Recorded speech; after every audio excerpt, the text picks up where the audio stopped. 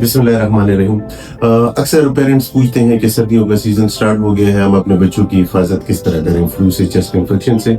मेरा नाम है डॉक्टर हारून रशीद यूसुफजई और मैं शफीक प्लाजा इब्टाबाद में चाइल्ड स्पेशलिस्ट हूँ। सर्दियों के सीजन में सबसे पहले बच्चों की हिफाजत के लिए अपने बच्चे को गर्म रखना है। गर्म रखने का मतलब ये नहीं कि आप उसको बहुत ज्यादा गर्म कर रहे हैं, ठीक है। जितने लेयर्स कपड़े आपने पहने हुए हैं उससे एक लेयर ज्यादा अपने बच्चे को पहनाना है। आपने 2 स्वेटर पहने हुए उसको 3 पहनाना है।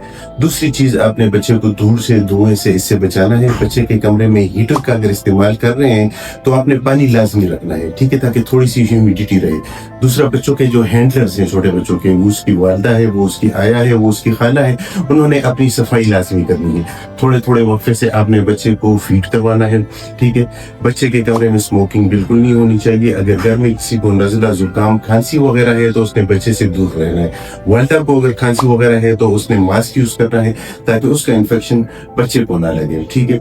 कमरे थोड़े से हवादार रखने चाहिए, ठीक है, बिल्कुल बंद नहीं रखना चाहिए। और इसके बावजूद भी अगर आपके बच्चे को छाती की अलामत सीवियर हो, बुखार हो, चेस्ट इन्फेक्शन ज्यादा हो, तो फिर आपने करीबी चाइल्ड स्पेशलिस्ट को विजिट करना है। Thank you so much.